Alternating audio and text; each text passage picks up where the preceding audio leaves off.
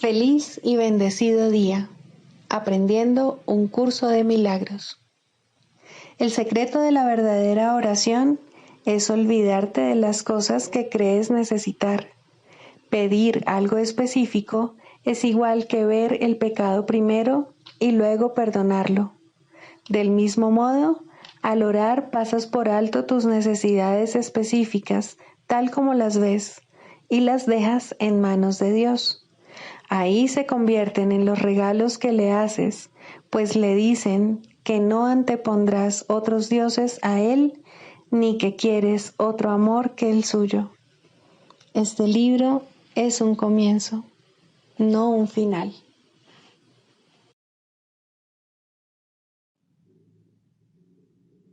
Del prefacio, que postula, párrafo 7. Solo las mentes pueden unirse realmente, y lo que Dios ha unido, ningún hombre lo puede desunir. No obstante, la verdadera unión, que nunca se perdió, solo es posible en el nivel de la mente de Cristo. El pequeño yo procura engrandecerse, obteniendo del mundo externo aceptación, posesiones y amor. El ser que Dios creó no necesita nada, está eternamente a salvo y es eternamente íntegro, amado y amoroso. Busca compartir en vez de obtener, extender en vez de proyectar. No tiene necesidades de ninguna clase y solo busca unirse a otros que, como él, son conscientes de su propia abundancia.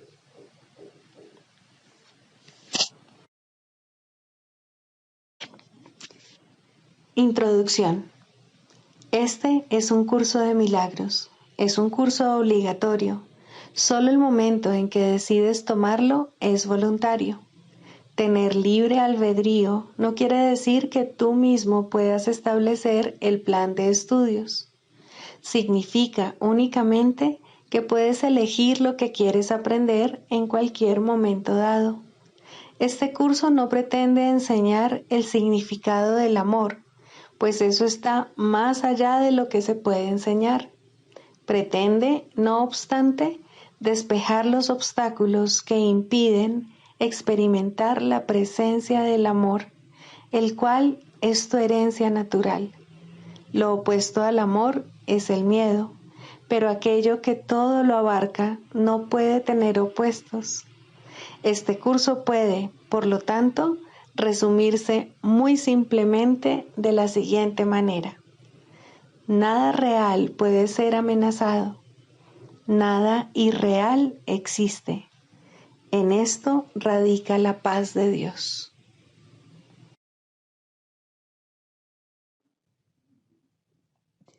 Capítulo 1. El significado de los milagros. Primero, principios de los milagros. Principio 39. El milagro elimina el error porque el Espíritu Santo lo identifica como falso o irreal. Esto es lo mismo que decir que al percibirse la luz, la oscuridad desaparece automáticamente.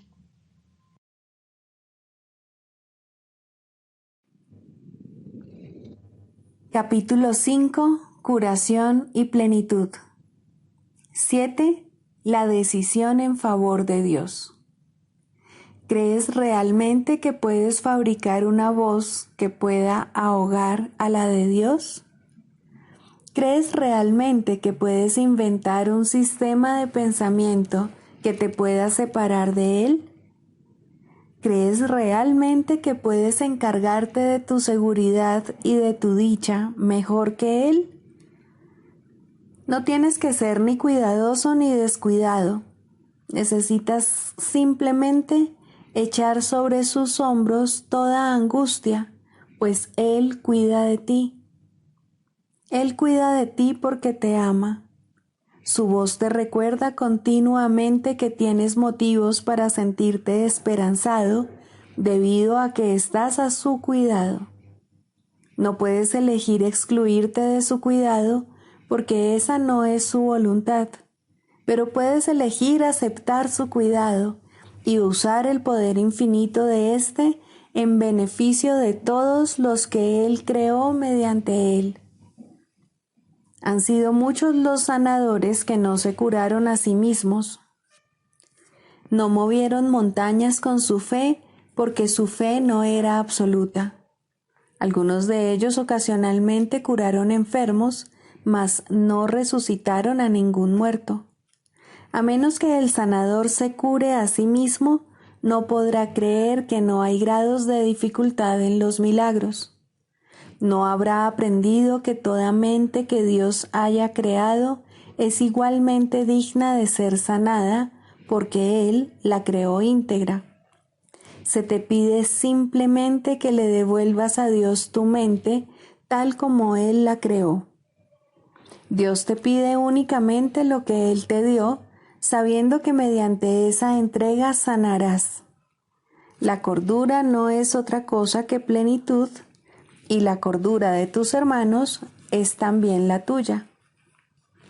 ¿Por qué prestarle atención a las continuas y dementes exigencias que crees que se te hacen cuando puedes saber que la voz que habla por Dios se encuentra en ti? Dios te encomendó su espíritu y te pide que tú le encomiendes el tuyo.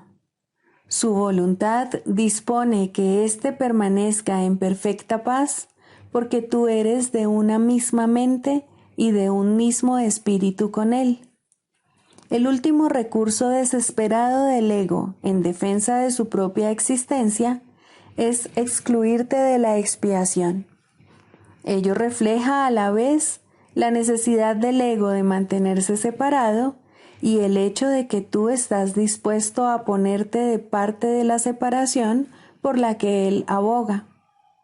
El hecho de que estés dispuesto a ello significa que no quieres sanar. Pero ha llegado el momento. No se te ha pedido que elabores un plan de la salvación porque, como ya te dije anteriormente, el remedio no pudo haber sido obra tuya. Dios mismo te dio la corrección perfecta para todo lo que has inventado que no esté de acuerdo con su santa voluntad. Te estoy haciendo perfectamente explícito su plan, y te diré también cuál es tu papel en él y cuán urgente es que lo lleves a cabo. Dios se lamenta ante el sacrificio de sus hijos que creen que Él se olvidó de ellos. Siempre que no te sientes completamente dichoso, es porque has reaccionado sin amor ante una de las creaciones de Dios.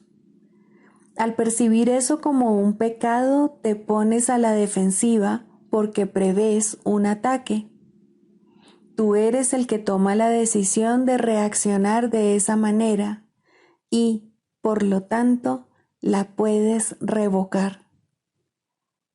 No puedes revocarla arrepintiéndote en el sentido usual de la palabra, porque eso implicaría culpabilidad. Si sucumbes al sentimiento de culpabilidad, reforzarás el error en vez de permitir que sea deshecho. Tomar esta decisión no puede ser algo difícil. Esto es obvio si te percatas de que si no te sientes completamente dichoso, es porque tú mismo así lo has decidido. Por lo tanto, el primer paso en el proceso de deshacimiento es reconocer que decidiste equivocadamente a sabiendas, pero que con igual empeño puedes decidir de otra manera. Sé muy firme contigo mismo con respecto a esto y mantente plenamente consciente de que el proceso de deshacimiento que no procede de ti se encuentra no obstante en ti porque Dios lo puso ahí. Tu papel consiste simplemente en hacer que tu pensamiento retorne al punto en que se cometió el error y en entregárselo allí a la expiación en paz. Repite para tus adentros lo que sigue a continuación tan sinceramente como puedas, recordando que el Espíritu Santo responderá de lleno a tu más leve invitación. Debo haber decidido equivocadamente porque no estoy en paz. Yo mismo tomé esa decisión, por lo tanto, puedo tomar otra. Quiero tomar otra decisión porque deseo estar en paz. No me siento culpable porque el Espíritu Santo, si se lo permito, anulará todas las consecuencias de mi decisión equivocada.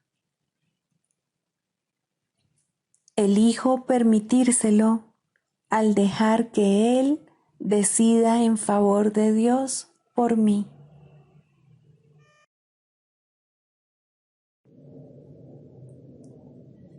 Libro de ejercicios, lección 112. Para los repasos de mañana y noche. Primero, la luz, la dicha y la paz moran en mí. Soy la morada de la luz, la dicha y la paz. Les doy la bienvenida a la morada que comparto con Dios, porque formo parte de Él. Segundo, soy tal como Dios me creó. He de ser eternamente como siempre he sido, al haber sido creado por el inmutable a su semejanza. Y yo soy uno con Él, así como Él es uno conmigo. A la hora en punto, la luz, la dicha y la paz moran en mí. Media hora más tarde, soy tal como Dios me creó.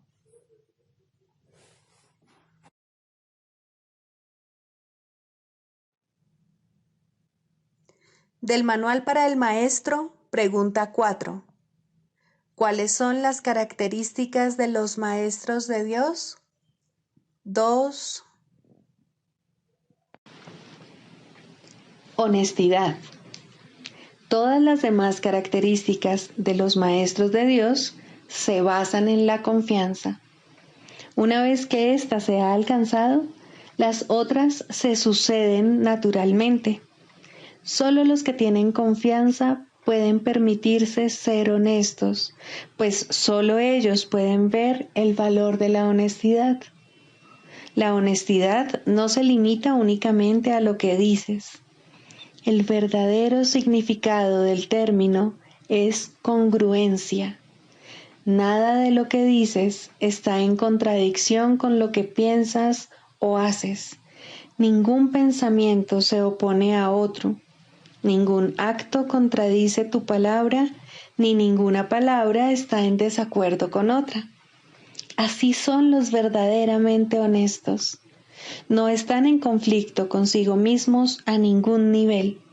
Por lo tanto, les es imposible estar en conflicto con nada o con nadie. La paz que experimentan los maestros de Dios avanzados se debe en gran medida a su perfecta honestidad. Solo el deseo de engañar da lugar a la pugna. El que es uno consigo mismo no puede ni siquiera concebir el conflicto. El conflicto es el resultado inevitable del autoengaño, y el autoengaño es deshonestidad. Para un maestro de Dios, nada supone un desafío, pues ello implicaría que se abrigan dudas, y la confianza en la que los maestros de Dios descansan con absoluta seguridad hace que les sea imposible dudar. Por lo tanto, solo pueden triunfar. En esto, como en todo, son honestos. Solo pueden triunfar porque nunca hacen su propia voluntad. Eligen por toda la humanidad, por todo el mundo y por todas las cosas que en él habitan, por lo que es inalterable e inmutable, más allá de las apariencias, y por el Hijo de Dios y su Creador. ¿Cómo no iban a triunfar? Eligen con perfecta honestidad, tan seguros de sí mismos como de su elección.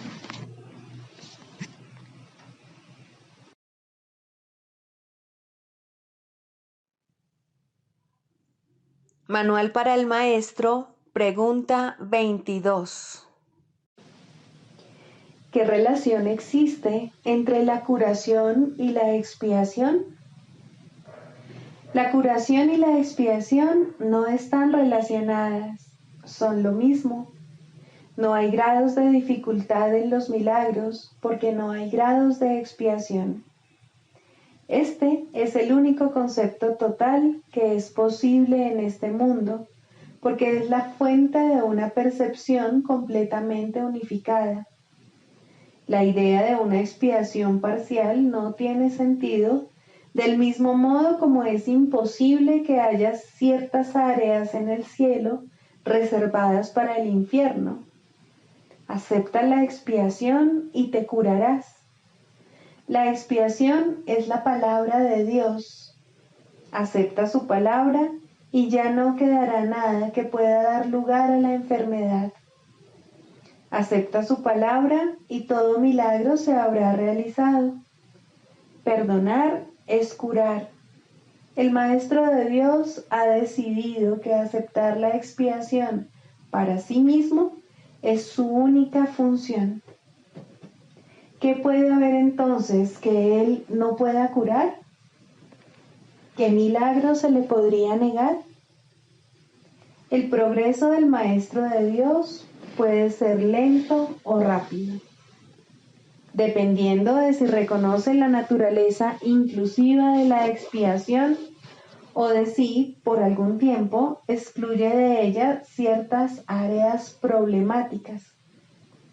En algunos casos se alcanza una súbita y total conciencia de cuán perfectamente aplicable es la lección de la expiación a todas las situaciones, mas esos casos son relativamente raros.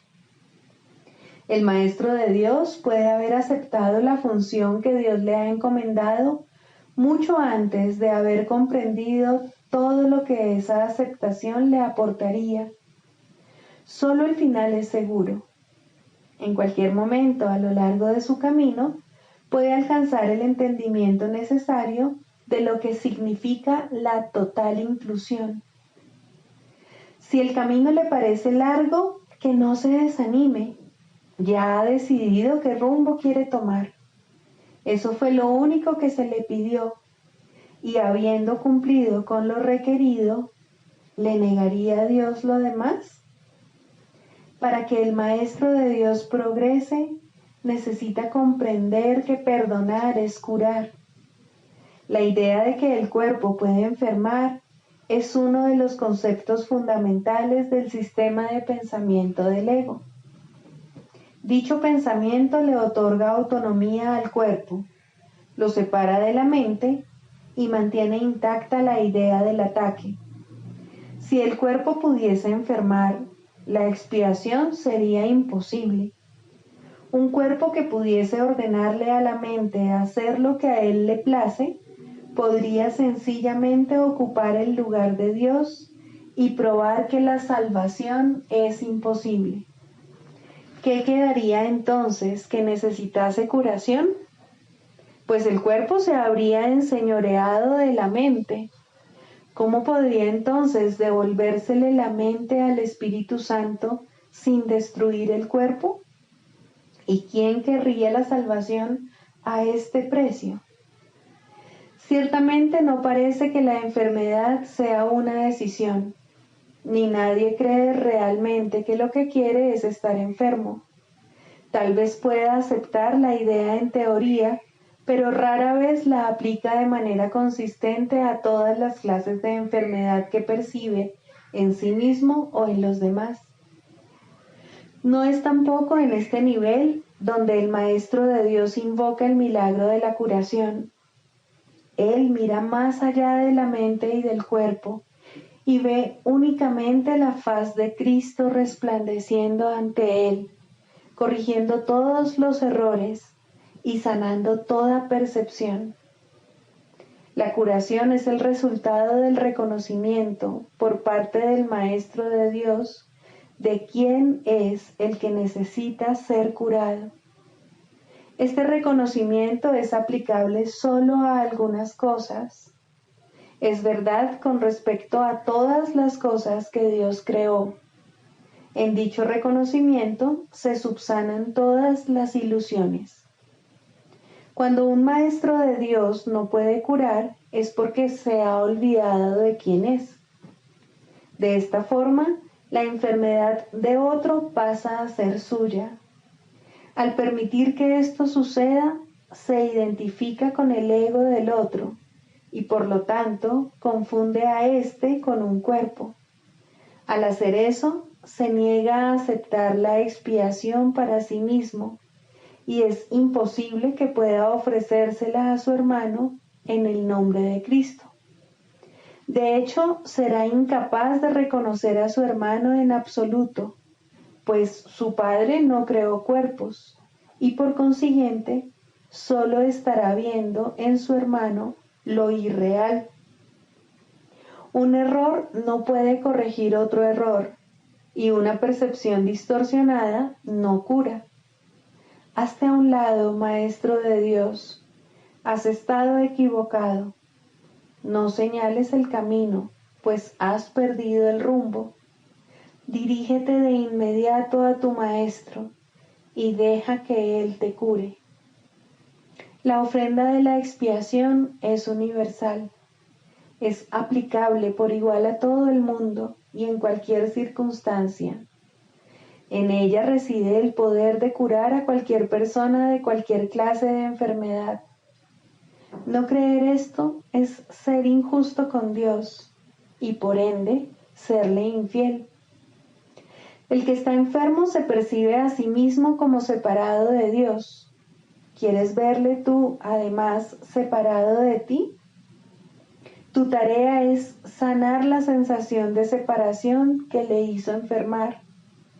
Tu función es reconocer por él que lo que cree acerca de sí mismo no es verdad. Tu perdón debe mostrarle eso. Curar es muy simple. La expiación se recibe y se ofrece. Habiéndose recibido, tiene que haberse aceptado. Es en el recibir, pues, donde yace la curación. Todo lo demás se deriva de este único propósito. ¿Quién podría limitar el poder de Dios? ¿Quién entonces podría determinar quién se puede curar y de qué enfermedad y qué debe permanecer excluido del poder de perdonar de Dios? Esto ciertamente sería una locura. La función de los maestros de Dios no es imponer límites al Padre, ya que no es su función juzgar a su Hijo, y juzgar al Hijo es limitar a su Padre. Ambas cosas están igualmente desprovistas de sentido. Sin embargo, esto no se comprenderá hasta que el Maestro de Dios reconozca que juzgar y limitar no son sino un mismo error. Con esto recibe la expiación, pues deja de juzgar al Hijo de Dios y lo acepta tal como el Padre lo creó. Ya no se encuentra separado de Dios, dictando dónde se debe administrar la curación y dónde debe negarse. Ahora, Él puede decir con Dios: este es mi Hijo amado, que fue creado perfecto y que permanecerá así eternamente.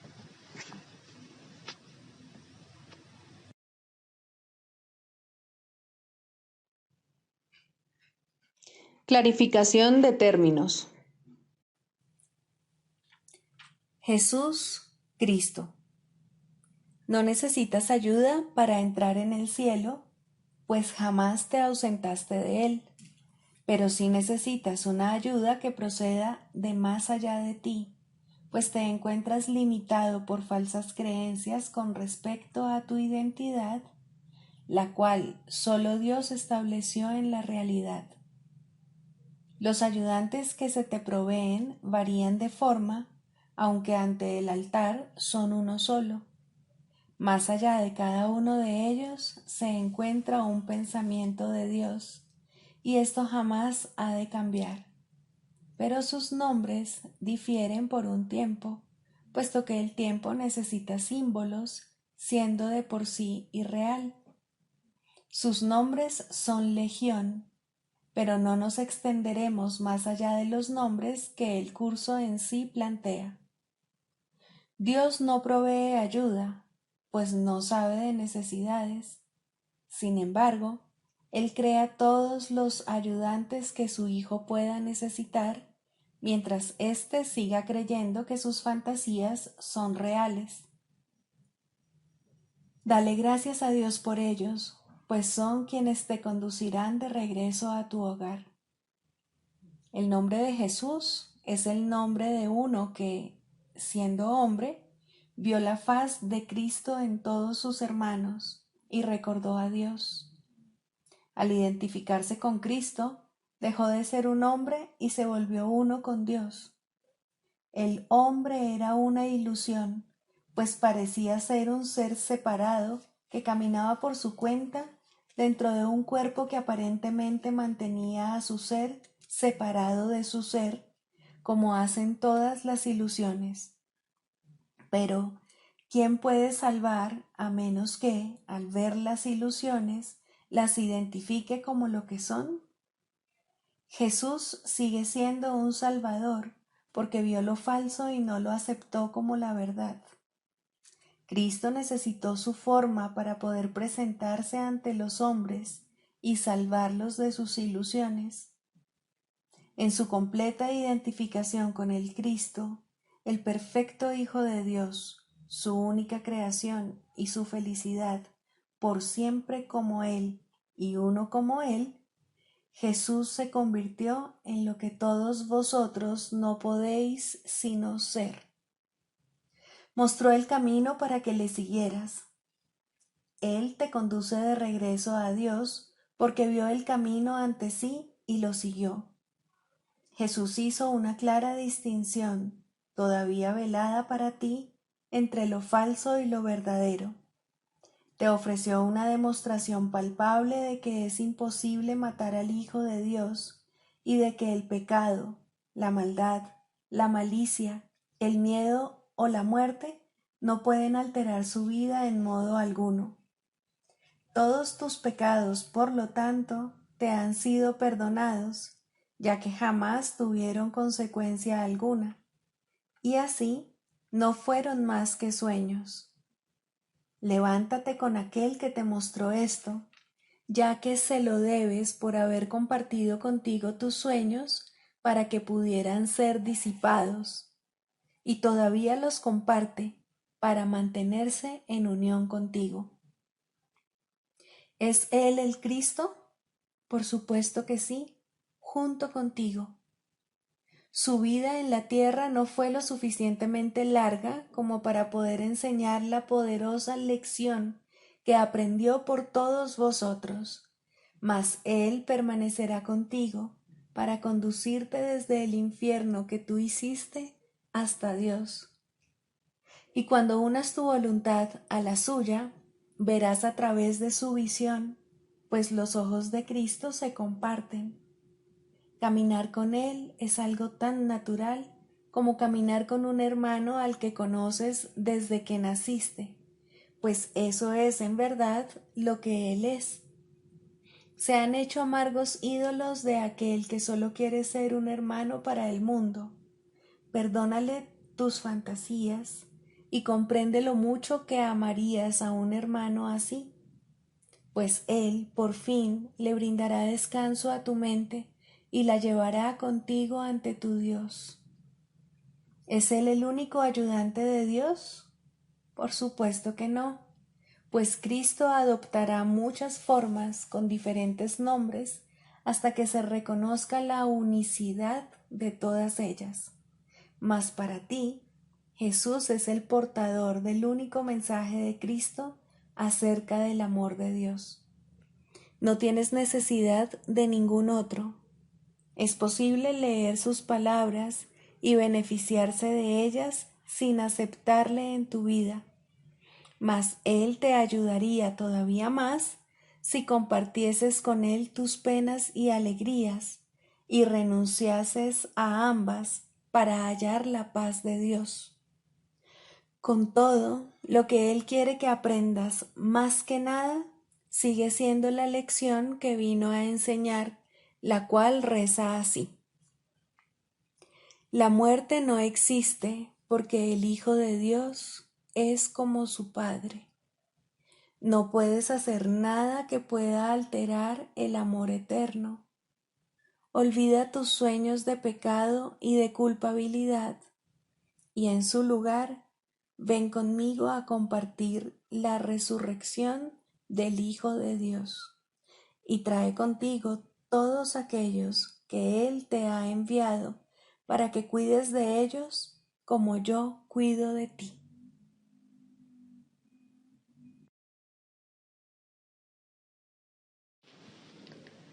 El proceso de la psicoterapia. Cuarto, el proceso de la enfermedad. De la misma manera en que toda terapia es psicoterapia, del mismo modo toda enfermedad es enfermedad mental. Es un juicio acerca del Hijo de Dios, y todo juicio es una actividad mental. Un juicio es una decisión que se toma una y otra vez contra la creación y su creador. Es la decisión de percibir el universo como tú lo has creado. Es decidir que la verdad puede mentir y que es una mentira. ¿Qué otra cosa, entonces, puede ser la enfermedad sino una expresión de aflicción y culpa? ¿Y por qué sollozaría a alguien si no por su inocencia? Una vez que al Hijo de Dios se le considera culpable, la enfermedad es inevitable. Es lo que ha pedido y, por ende, es lo que recibirá. Todos los que piden enfermedad se han condenado a sí mismos a buscar remedios que no los pueden ayudar, pues han depositado su fe en la enfermedad y no en la salvación. No hay nada que un cambio de mentalidad no pueda hacer, pues todas las cosas externas no son sino sombras de una decisión ya tomada. Si se cambia la decisión, ¿cómo podría su sombra no cambiar? La enfermedad no es más que la sombra de la culpa, grotesca y fea, puesto que imita la deformidad. Si una deformidad se ve como real, ¿cómo podría su sombra no ser deforme? Una vez que se ha decidido que la culpa es real, el descenso al infierno sigue paso a paso su inevitable trayectoria. La enfermedad, la muerte y la miseria fustigan ahora la tierra en implacables oleadas, a veces simultáneamente y otras en siniestra sucesión.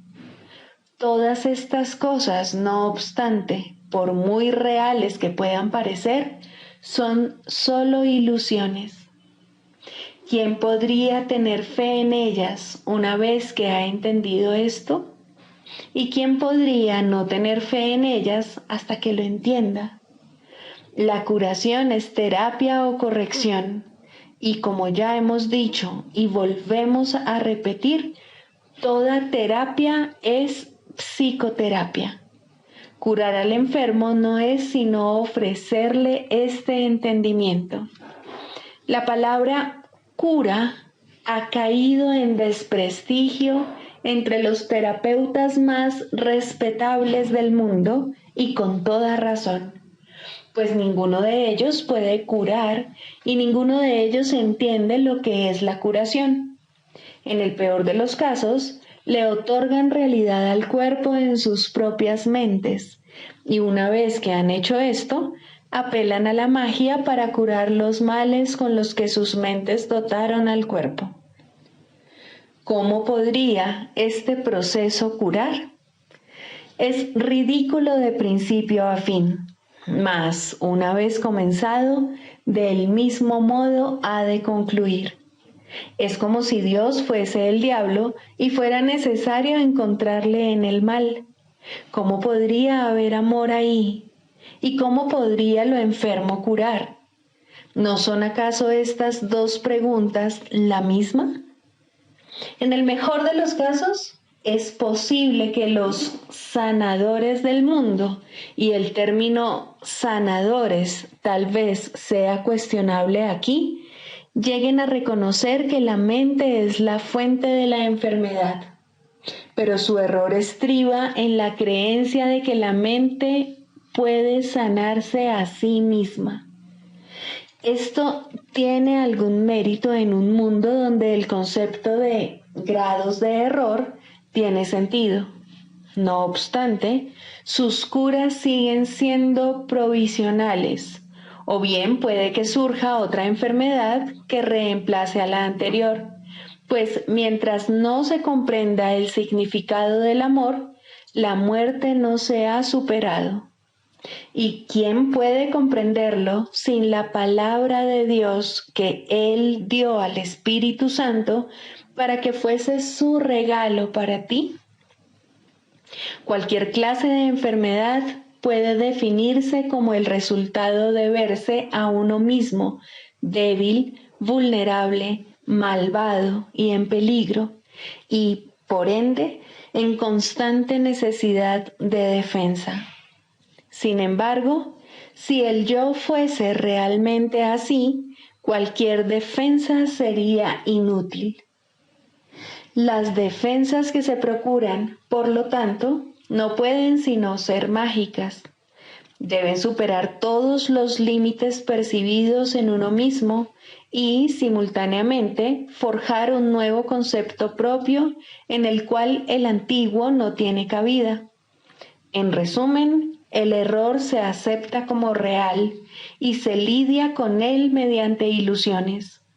Al haberse llevado la verdad al ámbito de las ilusiones, la realidad se ha vuelto una amenaza y se percibe como algo malvado. El amor se vuelve algo temible porque la realidad es amor. De este modo se cierra el círculo contra las incursiones de la salvación. La enfermedad es, por lo tanto, un error y necesita corrección. Y tal como ya hemos subrayado, la corrección no puede tener lugar justificando el error primero y luego pasándolo por alto. Si la enfermedad fuese real, en verdad no podría pasarse por alto, pues obviar la realidad es demencia. Ese es, no obstante, el propósito de la magia, hacer que las ilusiones sean verdad mediante una percepción falsa. Esto no puede curar porque se opone a la verdad. Tal vez una ilusión de salud sustituya la ilusión de enfermedad por un breve periodo de tiempo, mas no perdurará. Las ilusiones no pueden ocultar el miedo por mucho tiempo, pues éste forma parte de ellas. Escapará y adoptará otra forma al ser la fuente de todas las ilusiones. La enfermedad es demencia porque toda enfermedad es enfermedad mental y en esto no hay grados. Una de las ilusiones que hace que la enfermedad se perciba como real es la creencia de que la enfermedad varía en intensidad, que el grado de amenaza difiere según la forma que adopte. En esto radica la base de todos los errores, pues todos ellos no son más que intentos de transigir al ver solo una pequeña parte del infierno. Esto es una burla tan ajena a Dios que por siempre ha de ser inconcebible. Pero los dementes lo creen porque están locos. Un loco defiende sus ilusiones porque ve en ellas su salvación. Por lo tanto, atacará a todo aquel que trate de salvarlo de ellas al creer que está siendo atacado por él. Este curioso círculo de ataque-defensa es uno de los problemas más difíciles que debe enfrentar el psicoterapeuta. De hecho, esa es su tarea principal, la esencia de la psicoterapia. Al terapeuta se le ve como alguien que está atacando la posesión más preciada del paciente, su imagen propia. Y puesto que esta imagen se ha convertido en la seguridad del paciente, tal como él la considera, el terapeuta no puede sino ser percibido como una verdadera fuente de peligro que hay que atacar e incluso matar.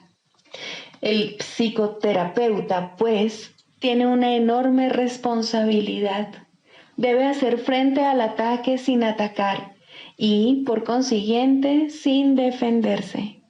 Su tarea consiste en demostrar que las defensas no son necesarias y que la indefensión es fortaleza. Esta debe ser su enseñanza, si quiere que su lección sea que la cordura es seguridad. No puede hacerse suficiente hincapié en el hecho de que el demente cree que la cordura es una amenaza. Este es el corolario del pecado original, la creencia de que la culpa es real y de que está plenamente justificada. Por lo tanto, la función del psicoterapeuta consiste en enseñar que la culpa, al ser irreal, no tiene justificación ni ofrece seguridad alguna. Por consiguiente, siempre será indeseable, además de irreal. Esta única doctrina de salvación es la meta de toda terapia, pues alivia la mente de la insensata carga de culpa que tan fatigosamente arrastra, y de este modo la curación se logra. No se cura el cuerpo, simplemente se le reconoce como lo que es. Si se percibe correctamente, se puede entender su propósito. ¿Qué necesidad hay, entonces, de enfermedad? Con este único cambio, todo lo demás vendrá por añadidura. No hay necesidad de complicados cambios. No hay necesidad de largos análisis ni de discusiones o búsquedas fatigosas. La verdad es simple al ser una y la misma para todos.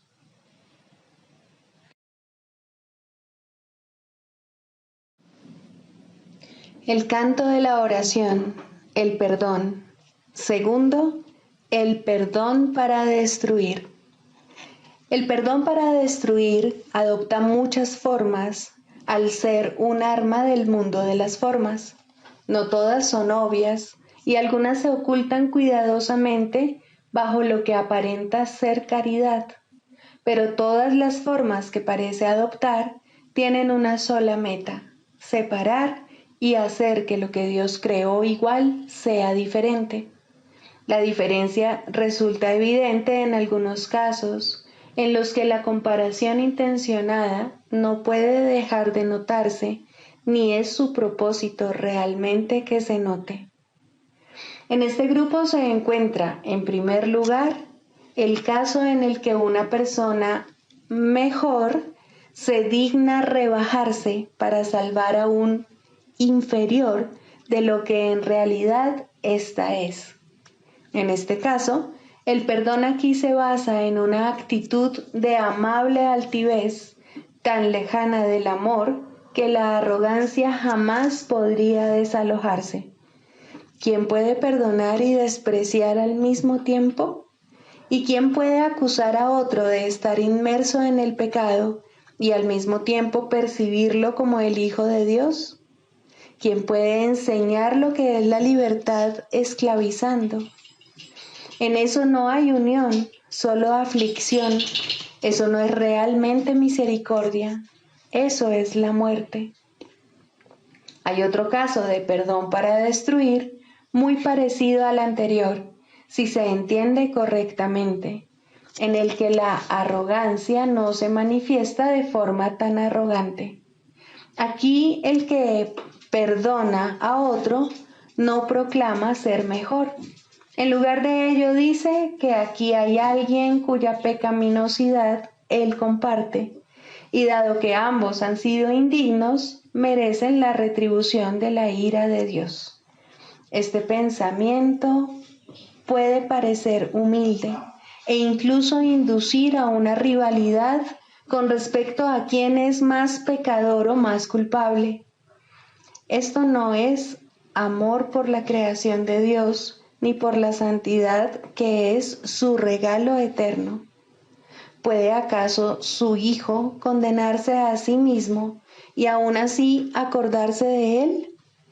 Aquí la meta es apartar de Dios al Hijo que él ama y mantenerlo separado de su fuente. Esta es también la meta de aquellos que buscan ser mártires a manos de otro. El objetivo detrás de esto tiene que verse claramente, pues puede pasar por mansedumbre y caridad en vez de crueldad. ¿No es acaso muestra de misericordia aceptar el rencor de otro y no responder sino con silencio y con una dulce sonrisa? Fíjate qué bueno eres, que soportas con paciencia y santidad la ira y el daño que otro te inflige sin mostrar el amargo dolor que sientes. El perdón para destruir con frecuencia se oculta tras un manto así. Muestra el rostro del sufrimiento y del dolor como prueba silenciosa de la culpa y de los estragos del pecado. Tal es el testimonio que le ofrece a uno que podría ser su salvador y no su enemigo. Pero al habérsele convertido en enemigo, tiene que aceptar la culpa y el duro reproche que de este modo se ha descargado sobre él. ¿Es esto amor? ¿O se trata más bien de una traición hacia uno que necesita que le salven del dolor de la culpa? ¿Qué otro propósito podría tener esto, sino mantener a los testigos de la culpa alejados del amor?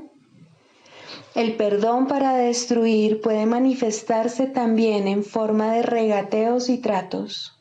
Te perdono si satisfaces mis necesidades, pues en tu esclavitud está mi liberación. Dile esto a cualquiera y te vuelves un esclavo, y tratarás de deshacerte de la culpa mediante más regateos que no ofrecen esperanza alguna, sino más dolor y más miseria. Cuán temible se ha vuelto ahora el perdón y cuán distorsionado es el fin que persigue. Ten piedad de ti mismo, tú que de este modo regateas. Dios solo da y no pide recompensa alguna. No hay otra manera de dar excepto como Él da. Todo lo demás es una parodia, pues ¿quién intentaría hacer un trato lucrativo con el Hijo de Dios y al mismo tiempo dar gracias a su Padre por su santidad? ¿Qué le mostrarías a tu hermano? ¿Intentarías reforzar su culpa y con ello la tuya? El perdón es el medio por el que puedes escapar. Qué lástima convertirlo en un medio para una mayor esclavitud y dolor. En el mundo de los opuestos hay una manera de utilizar el perdón para la meta de Dios y encontrar la paz que Él te ofrece. No aceptes nada más o habrás buscado la muerte y orado por separarte de tu ser. Cristo es para todos porque está en todos. Es su faz lo que el perdón te permite ver. Es su faz en la que ves la tuya. Todas las formas que el perdón adopte, que no te aparten de la ira, de la condena y de comparaciones de cualquier clase, son la muerte, pues es eso lo que sus propósitos han establecido. No te dejes engañar por ellas, sino abandónalas y deja a un lado sus despreciables y trágicas ofrendas. No quieres seguir en la esclavitud, no quieres tenerle miedo a Dios. Quieres ver la luz del sol y el resplandor del cielo refulgir sobre la faz de la tierra, redimida del pecado y en el amor de Dios. En este punto la oración es liberada junto contigo. Tus alas han quedado libres y la oración te elevará y te conducirá a tu hogar, donde Dios quiere que estés.